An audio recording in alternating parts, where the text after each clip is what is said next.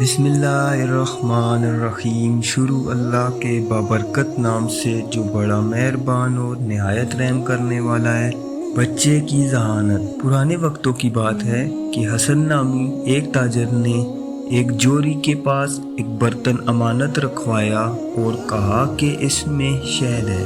برتن میں اوپر اور نیچے کی تہہ میں تو شہد تھا، لیکن درمیان میں ایک تہہ تھی جس میں اشرفیاں بھری ہوئی تھی، لیکن حسن نے جوری کو اشرفیوں کے بارے میں نہ بتایا اور شہد کا کہہ کر اپنی امانت کچھ عرصہ کے لیے رکھوائی اور دور دراز کے سفر پر چلا گیا۔ بہت عرصے بعد جب وہ واپس آیا تو جوری سے اپنی امانت واپس لینے کے لیے گیا۔ جوری نے اس کی امانت اسے واپس لوٹا دی اور وہ برتن اسی طرح بند تھا جس طرح حسن نے جوری کو دیا تھا۔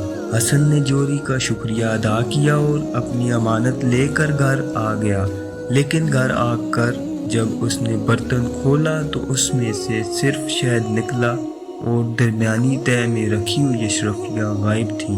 وہ بہت پریشان ہوا اور جوری کے پاس گیا، لیکن جوری نے اس کی بات ماننے سے انکار کر دیا اور کہا کہ تم نے میرے پاس صرف شہد امانت رکھوایا تھا جو میں نے تمہیں واپس کر دیا۔ اگر اس کے اندر اشرفیاں بھی تھیں تو تم نے مجھے بتایا کیوں نہیں؟ اب تو حسن اور بھی پریشان ہوا اور اپنا مقدمہ لے کر کوتوال کے پاس گیا۔ کوتوال نے جوری کو بلایا، لیکن جوری نے وہاں بھی وہی بات کی کہ اس نے میرے پاس شہد ہی رکھوایا تھا جو میں نے اسے واپس کر دیا ہے۔ کوتوال بھی یہ بات سن کر چپ کر گیا، کیونکہ جوری کی بات ٹھیک تھی، لیکن اسے محسوس ہو رہا تھا کہ حسن جھوٹا نہیں ہے۔ چنانچہ وہ ان دونوں کا مقدمہ قاضی صاحب کے پاس لے گیا، لیکن قاضی صاحب بھی اس مقدمے کا کوئی فیصلہ نہ کر سکے۔ آخر کار بات خلیفہ تک پہنچ گئی۔ خلیفہ نے بھی ساری بات سننے کے بعد جوری کے حق میں فیصلہ دے دیا کہ جوری ٹھیک کہہ رہا ہے۔ اگر برتن میں اشرفیاں تھیں تو حسن کو بتانا چاہیے تھا۔ اس نے شاید امانت رکھوایا تھا جو اسے مل گیا۔ حسن افسردہ ہو کر خلیفہ کے دربار سے چلا گیا۔ سب کو پتا تھا کہ حسن سچا ہے، لیکن وہ اس عجیب و غریب مقدمے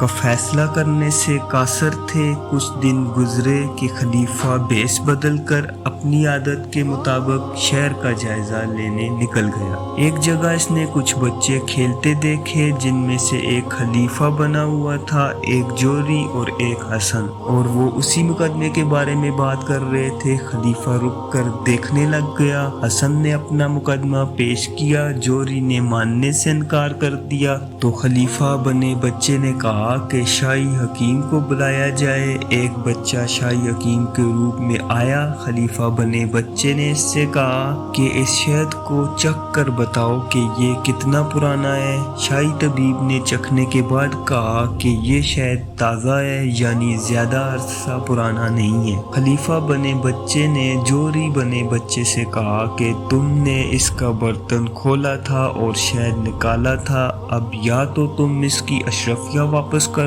دو یا پھر سزا کے لیے تیار ہو جاؤ۔ خلیفہ یہ واقعہ دیکھ کر بہت خوش ہوا اور واپس اپنے دربار جا کر جوری اور حسن کو طلب کیا اور اس طرح سے شاہی طبیب کو بلا کر شہد چکھنے کا کہا تو شاہی طبیب نے بتایا کہ شہد تازہ ہے۔ خلیفہ نے جوری کو کہا کہ یا تو اشرفیاں واپس کر دو یا پھر سزا کے لیے تیار ہو جاؤ، کیونکہ تم نے اس کا برتن کھول کر شہد نکالا تھا اور اس کے ساتھ اشرفیاں بھی نکال لی تھی۔ جوری نے تسلیم کر لیا اور حسن کی اشرفیاں واپس کر دی۔